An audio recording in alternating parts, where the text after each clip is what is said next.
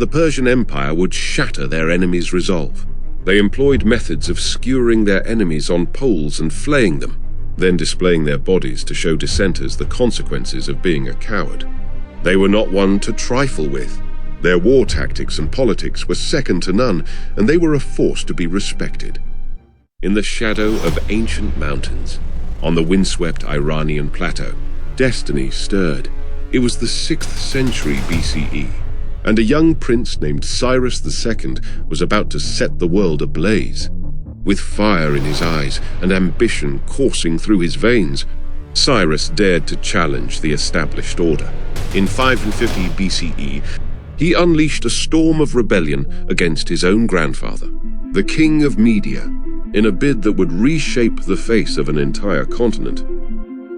Blood and iron forged a new empire as Cyrus united the fierce Persians and the proud Medes under his banner. But for this titan of history, later known as Cyrus the Great, this was merely the opening act of an epic saga. His hunger for conquest was insatiable, his vision limitless, with the swiftness of a desert wind. Cyrus swept westward. In 546 BCE, the glittering prize of Lydia fell before him, its legendary wealth now fueling his war machine. Gold flowed into Persian coffers, but Cyrus's gaze was already fixed on an even greater prize. The year 539 BCE saw Cyrus poised to grasp the crown jewel of the ancient world, mighty Babylon itself. In a masterstroke that would be celebrated for millennia, he turned nature itself into his ally. The life-giving Euphrates was diverted from its age-old course, its waters receding to reveal a path into the heart of the impregnable city. As Cyrus's army marched along the exposed riverbed, Babylon's walls, once thought unassailable, stood silent and useless, without a drop of blood spilled. The greatest city of the age fell, and Cyrus strode through its gates not as a conqueror, but hailed as a liberator by its people. In the annals of history, Cyrus stands as a colossus of enlightenment, his reign a beacon of wisdom and tolerance in an age of tyranny, where other conquerors brought only the sword. Cyrus wielded compassion as his mightiest weapon across his sprawling empire. From the sun-baked deserts of Egypt to the misty mountains of India, he allowed the vanquished to keep their gods, their tongues, their very souls. This revolutionary policy wove a tapestry of diversity that held his vast domains together more surely than any chain. The Cyrus cylinder, a humble clay artifact unearthed from the sands of time, bears testament to his unprecedented vision. Its cuneiform script, etched by hands long turned to dust, proclaims the first charter of human rights the world had ever seen. In an era when might made right, Cyrus dared to dream of justice for all. Yet this paragon of mercy was also a visionary builder, his ambition reaching towards the heavens themselves. From the barren Iranian plateau rose Pasargadae, a city of wonder that would become the jewel of his empire. Here, amid sprawling gardens that defied the desert, Cyrus erected palaces of such breathtaking beauty that they would inspire Persian architects for 1,000 years. Gleaming columns stretched skyward, intricate carvings told tales of glory, and fountains sang songs of paradise in this oasis of magnificence. Pasargadae stood not just as a capital, but as a monument to the grandeur of Cyrus's dream, a dream of an empire built on wisdom, tolerance, and unparalleled splendor. In the wake of Cyrus's monumental reign, his son Cambyses II ascended to the throne in 530 BCE, inheriting an empire that hungered for more.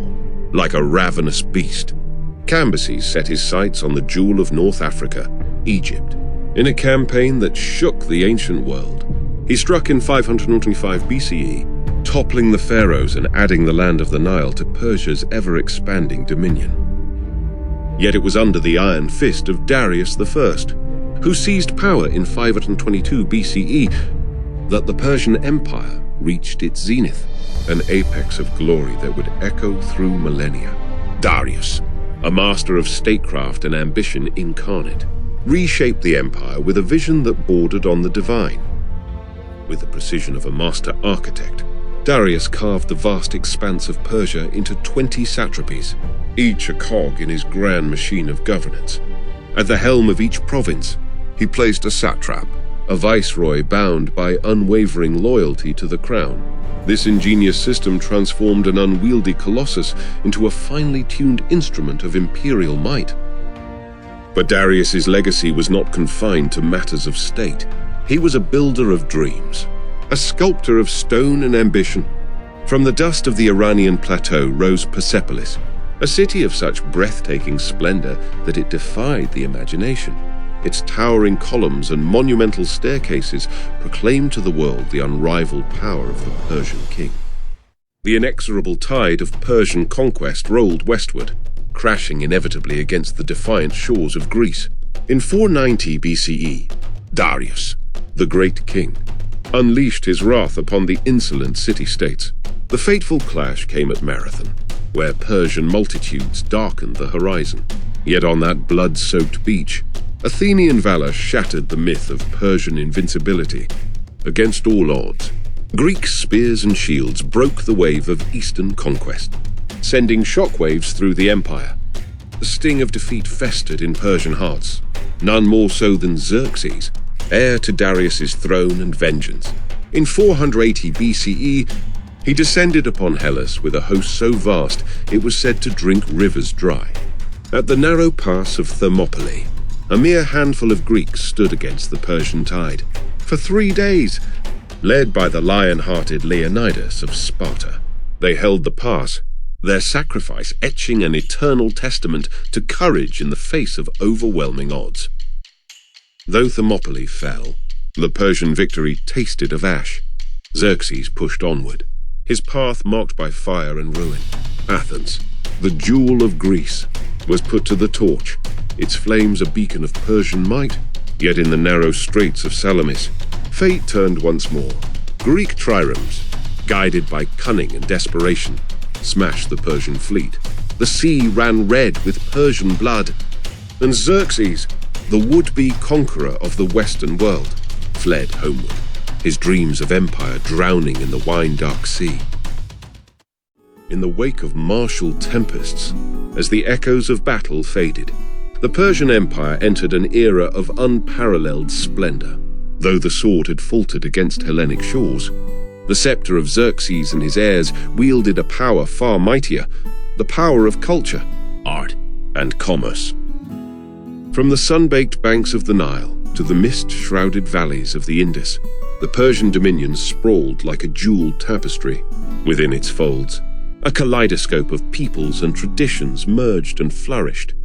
Persian artistry soared to dizzying heights, its influence seeping far beyond imperial borders. Intricate reliefs, monumental architecture, and delicate metalwork spoke of a civilization at the zenith of refinement.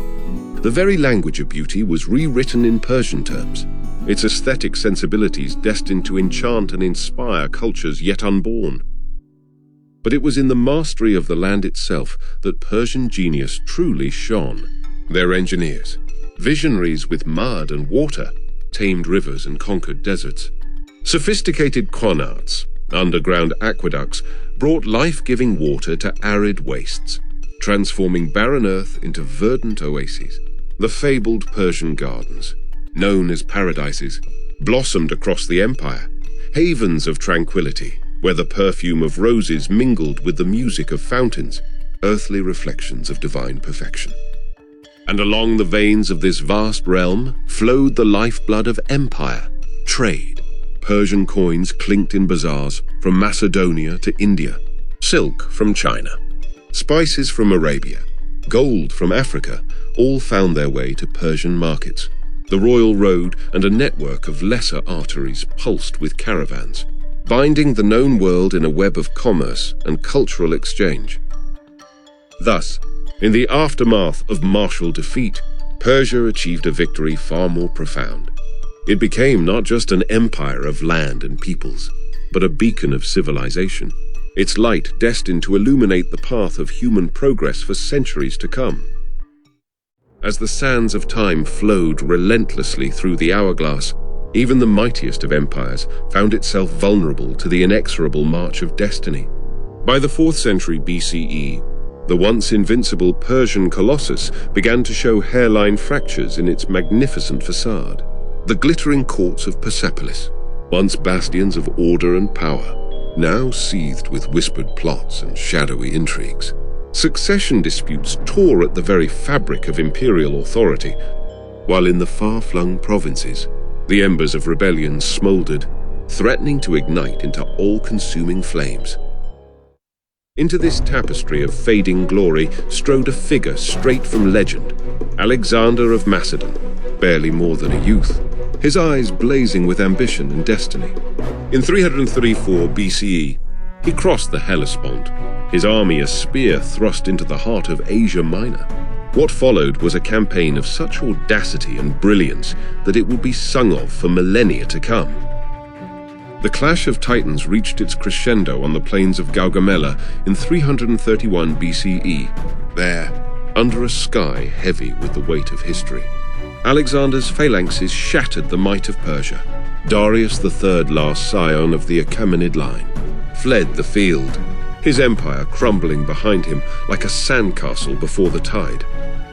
Yet even as Alexander's victory heralded the twilight of the Achaemenid Empire, it could not extinguish the eternal flame of Persian civilization, the legacy of Cyrus and Darius, of Persepolis and the royal road, lived on. It flowed like a river of gold through the channels of history, enriching cultures from the marble halls of Rome to the jeweled palaces of India. The Persian Empire had fallen, but its spirit, that indomitable fusion of art, governance, and vision, would continue to shape the world for centuries to come, an echo of greatness that refuses to fade.